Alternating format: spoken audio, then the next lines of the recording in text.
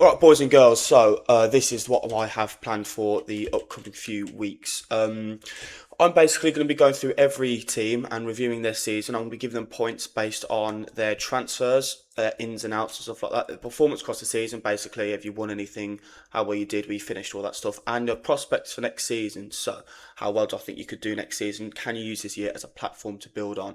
And we are starting right at the bottom, right in 20th place with Wolverhampton Wanderers. And yeah, it's not been a great year for the Wolves. I don't think. I think they probably have better years overall. I think it's crazy that when you look at some of the teams I've had in the past few seasons, the positions they've finished, the names they've had, and the ability in some of those teams, but they're just night and day compared to this team. I mean, you look at some of these players here. I don't think any one of them gets into the team that finished seventh in their first year. Maybe Andre in the midfield. No, actually, no. Andre wouldn't have a run in at all. Like it's such a far cry from the team that blitzed the league when they come up with that Portuguese revolution. Your likes of your Neves, your Martinez, your Raul Jimenez, Adama Traore in the wing, all that stuff. And yeah, it's pretty evident when you look here. There's top goal scorers Mane and centre back Bueno on 3 goals. They just haven't performed well enough at all this year. The goal difference, 27 goals scored, is that's just shocking. That's so bad.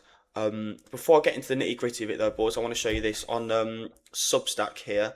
I have created myself a profile. Here I am, and these performance reviews I will be posting on here as well in written form. So if you want to give that a look, then have a gander, see what you think, and yeah, thank you very much. Let's get into it. So for their performance this season, I'm giving Wolves a 1 out of 10. I don't know if you expect anything higher than that, then I don't really know what I don't really know what to say. Like they have had a poor year. I mean, this is their start to the season. They won in the cup, but it took them until what West Ham at home to win a game in the league this year. I think it was 3 points they accumulated all season up until the new year. That is tragic. There's no two ways about it. That is a tragic result. They had a few wins in the cup, but I don't care about the cup. Anyone can win in that. Jim Macclesfield beat Crystal Palace. Macclesfield aren't a better team than Crystal Palace. The cup, while it's good to win, it doesn't have much relevance to your league season in terms of ability and performance. This run is where they started to pick up a little bit. A couple draws here or there, and then also what I want to highlight is this particular set of results here. So from the Arsenal, from the oh my god, come on, let me highlight this. This has been a pain in the arse. This is from about down here in this Brentford game. From that spell in this month, from when they drew to Arsenal a month in before, this is where they've beaten West Ham by now, and they looked positive. They looked promising. They got decent results against Newcastle and Forest. Obviously, these are 3 teams that you wouldn't really expect Wolves to win in, given the form that they've been in. But a point against Newcastle was good, and Forest as well. This is where they had a bit of hope. Drawing a late minute against Arsenal, Tom Adozie scoring in the 94th minute. I signed him on FM at the start of the season, and he wasn't fantastic for me. Um, the loss against Palace, I remember this being close. Like this was a really close game overall. They went down to 10. Guess on scoring for Palace. Um, but then here they beat us 2-0, and then they beat Liverpool 2-1. This is where I kind of thought, especially after this Brentford draw as well. I kind of thought, okay, this could be a bit of a kickstarter here. I think a lot of people are saying, imagine if they stayed up, imagine if they stayed up. And in my league prediction that I did, I had them in 18th, was it? 18th or 19th, I think. So I had them just getting a jump on Burnley and maybe Spurs. I remember who I had going down as well. But yeah, massive losses here. That just completely derails any momentum. Like 4-0 against West Ham. This game was like the Wolves were so poor. They let Mavropanos and Castellanos absolutely have their way with them. This I remember the goal between these two. The link up was great there, and it just showed that they could get carved apart. It's like the gap in quality between teams like West Ham and Wolves, even though they both went down, it's like night and day on the day. Loss against Leeds as well. Obviously, Ellen Road isn't an easy place to go, but this was with no real struggle. This was fairly simple, I believe, and a 1-0 against Spurs that was just a bit meh. like the Palhinha goal. It was big for Spurs. It was massive to keep them in the race. But from a Wolves perspective, oh bloody hell! From a Wolves perspective, you look at that and you think, okay, if you can't even challenge against some of these teams, I remember them giving it a bit of a go against Spurs. They were a bit better in that one, but especially late on, they made Kinski here made a few really important saves at the end. But if you can't give these teams a go in this manner, like okay, if you lose to them, then that's understandable. Like I think we knew by about the first game of the season that Wolves were going to get relegated. But if you can't even fight in these games and you're going to roll over that badly, that you're not a team that deserves to be in the Premier League.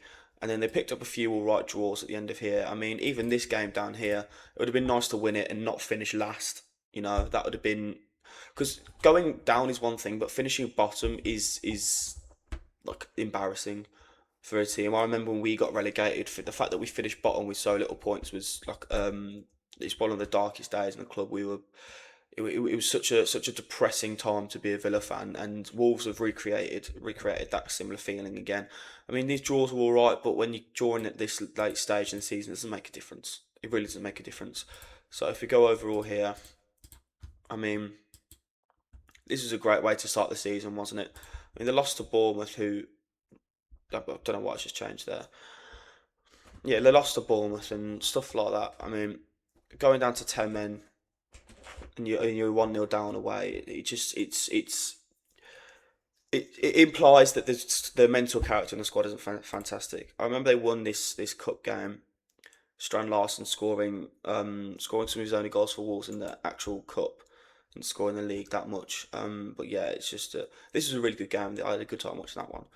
But this kind of here when they played in this manner, we kind of thought, okay, there's a bit of fight about you, there's a bit of something about you, but yeah, it just wasn't to be. I mean, to be fair, this is when the Everton boys really linked up, and I mean they weren't going to win this game anyway, but yeah, they fought against a really good Everton. I remember both teams having really good performances in that one, and yeah, it's just tailed off. I mean, first points of the season against Spurs is very funny, but I mean the fact that they didn't break the Premier League low points record means I'm not going to give them a zero, because to give someone a zero in these kind of rankings, it implies that something bad's happened. Like obviously getting relegated is bad, but something like a club-threateningly, catastrophically, historically awful has taken place. So I'm going to give Wolves a 1 out of 10 based on their performance this season. And if you're arguing any higher than that, then I don't know what to tell you, mate. This is where the season started to go really badly. The money spent here on these three, on Strand Larsen, on Lopez, and on Arakadare, is what, for me, massively curtailed their transfer window. Um, I can't emphasise enough how poor these three signings have been. I know Arakadare's performed well in certain games, but his goal return has been shocking. And at the end of the day, you sign your striker to score goals. Fer Lopez did next to nothing, and went back out on loan to Celta Vigo, where he did next to nothing again. And Strand Larsen was. I remember watching him every week when I was working a bit less, and I was able to watch a lot more like extended highlights of games, and I watched a lot more teams 90 minutes overall. You just think like this is not a guy that fills me with any sort of confidence. I don't back you at all. He was poor in front of goal. He missed a penalty. I think his only goal was a penalty. I can't remember which game that was in. I might have a look for that in a second. But yeah, one goal in the Premier League. Considering he scored 14 last season, and he didn't look like the best player in the world, but he looked quite good. Like there was times you looked at him in front of goal. I think he scored a brace here or there, and you think, okay, this guy's got a bit about him. I quite like him. But no, this season's been shocking. Um, Players here, Arias, just again a 6 month experiment that went wrong. Moller Wolfer, they literally signed him because his name is Wolf. That's all I can really say about it. Gomez was very disappointing. I remember thinking that's actually quite a good signing, and he just did nothing. He did fuck all, man. It's like they brought in a really high end name. That's a big name to bring in for Wolves. Like Andre Gomez, he's been playing in France for ages. He big like it was quite. I remember when he left the United team, because he was an academy promotion. I remember when he left that United team, it was quite a big deal because he was come out the academy and he looked quite promising. I think he was getting a little bit of game time here or there, but obviously not enough to satiate his desire to play footy. And him leaving was a big deal. But he come into the Premier League now and he's literally made no impact in the slightest. And there's nothing else significant down here. Um, Slight positives. I think Krejci was all right. And I'm going to look to Armstrong and Chatua, and I'll speak a little bit more about them in a bit. And I guess to an extent, Arakadare as well. I think this applies for as well, but I think his signing is worse because of the money spent on him and the expectation on the player as well. I think these are signings that will do well next season in the Championship. Obviously, that isn't a basic. That is a bit of a backhanded compliment. Like you don't sign players in the Premier League to play in the Championship next season, really, do you? Unless you're in January, which I think was definitely the case with Armstrong. But I think Chatua has shown a bit of explosivity down that right hand side. I've not minded it. I think against Villa, I remember him when we beat them 1-0 at home when Kamara scored that great goal. I remember he was quite good in that game, and I thought, okay, that's a bit of a promising sign there. Armstrong's looked quite good since he come in. He's been promising. He put the ball in the back of that here or there. Scored no penalty against Burnley, especially 6 out of 1 because that was recently. But he has put the ball in the back of the net a little bit more so than Strand Larsen did. And he is a Championship experienced player as well. And I think the physicality that Arakadare brings to the table will do all right next year. But having said that, I can't give this transfer window any higher than a 2. Because, I mean, if you look at the departures, 74 million on Cunha and 38 million on Ait Nouri, and this is how it was spent. I mean, you bought in 110 million euros worth of pure transfer profit. Obviously not pure profit because of rules and that, but of just transfer money. And this is what you do with it. I mean, Mola Wolfer to replace Ait Nouri is poor. Arakadare obviously and Fer Lopez. You can kind of do both. To kind of replace his attacking output was shocking, and Strand Larsen just fell off a cliff. Like I don't know what happened to him. Honestly, I really don't. And yeah, when you look at the players that left, I mean, you sent Lopez back out on loan. I don't really know why Manetzi went out on loan. I thought he was actually performing okay at times this season, and to send him out on loan to Paris FC, I thought was a bit of a strange decision. Yeah, I mean, even something that just the names they lost here, like their squad was so much stronger with likes of Guedes, Sarabia, and players like that. In Fabio, I guess even Fabio Silva, man, like he would have done. Obviously, he would have done better than Strand Larsen for sure. The slight positive from that, you made profit on Strand Larsen, you made profit on Arias, but you got relegated. So nice one, lads. Good stuff. So yeah, it is a 2 out of 10 for the transfer policy for Wolves this season. Now the prospects for Wolves next season, I am not entirely like confident, to be honest. I'm going to start with this lad here, Mateus Mane. If his transfer value actually is £1.5 million, there is not a chance in hell he stays at this club next season. Not a hope. Rob Edwards seemed convinced that Mane would be at Wolves next season. I don't understand how you can be that sure. Look, he's 18. He's shown good signs in the league this season. Obviously, he's not been a consistent performer, but this is his first year playing professional football in the Premier League. He played, so it's a bit Rochdale here. I don't particularly know what's gone on there, but yeah, he made 1 appearance last season. And this year he's played 30 games in all competitions. A rating like that is a bit harsh. 6.61. He's a young lad, but he's been the only positive talking point, consistent positive talking point, I'll say, for Wolves this season, and I don't think he'll stay. Palace, Leeds, Forest, and teams in and around that kind of area in the league, I think would love to have this kid as even as a squad option. Like if you're looking at especially like Leeds who come up last season and some of their squad options like Nonto and Pirro failed to really make an impact. I think someone like Mane, who's just had a season, it is his breakout year in the Premier League. He's just had a season of Premier League football under his belt. I think he would be decent additions to sides like that. Like if I were Leeds, I would be going for Mateus Mane. Um, that is a massive thing for Wolves. If they can keep Mateus Mane, I think he'll do wonders in the Championship. I really, really do. Um, there are some decent areas in this team. I'll go up here. I think, like I said a second ago, Arakadare is a big lad. You know, he is a big lad. I think he will do all right in the Championship. Will he stay in the Championship is a different story. That's a different story for everyone. But look at him, 197 centimeters tall. He towers over these boys. I think he's going to be. I won't make any predictions now because obviously he might not be there next season, but he has potential to be a top end goal scorer in the Championship next year for sure. Armstrong has been there, done that. Like, I mean, look at the teams that he's played for. He's played for Baggies, he's played for Blackburn, he's played for Newcastle when they were bad, Bolton, Barnes. I think this is when Barnes were in the Championship. Like, this is a guy that has, I think it is, I'm going to double check that. Yeah, this is a guy that, I mean, he's not put in the fantastic seasons every single year, but I mean, years like this, I remember this season, he was fantastic there. Southampton, he was in the Championship, 24 goals. Obviously, he was poor at Baggies, but Baggies are shit anyway, so who cares about that? And he scored 11 goals before joining Wolves. This is a guy that knows what's what in the Championship. He is a man that, you know, can put the ball in the back of the net in that division.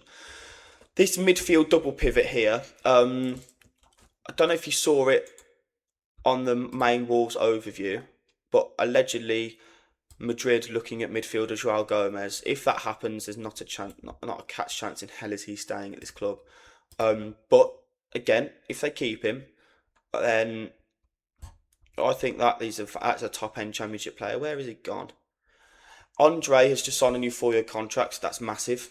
He is a pretty solid midfielder. I've liked him at times this year, and I think that he will be a top end Championship player. It's just signed a new deal, so you'd hope he wouldn't leave anyway. Improvements wise, you've got to improve in between the net. I mean, Johnston and Sarr have looked equally average when they've stepped in. You've got to improve at defence. These four here aren't good enough for the Premier League, and I'm going to say you're going to look to be going up if you're Wolves. Any relegated team should be aiming for to bounce straight back up. These four here individually, so like Krejci, I think is decent. I don't really care much for Totti. I think Mosquera's okay and Bueno is okay as well. Like these boys, you're gonna have to make a few changes here or there to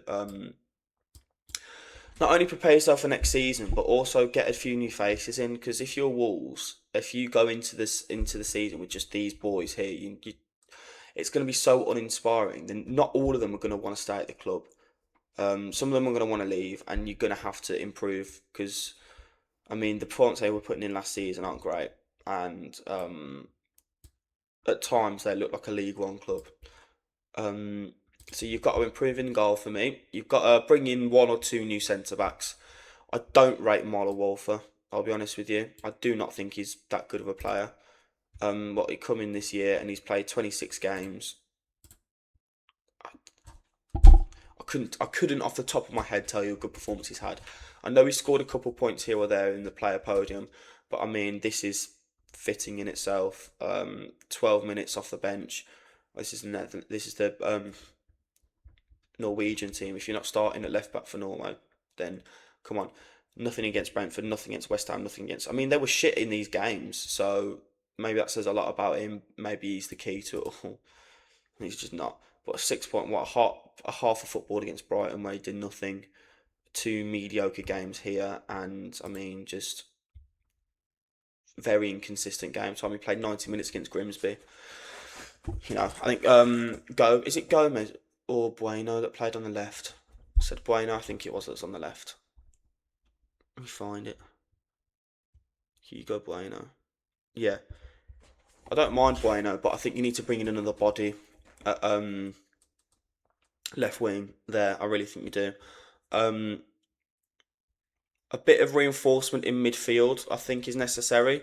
I don't particularly like Bellegarde that much. If Gomez is going, you need to sign a starting like central midfielder.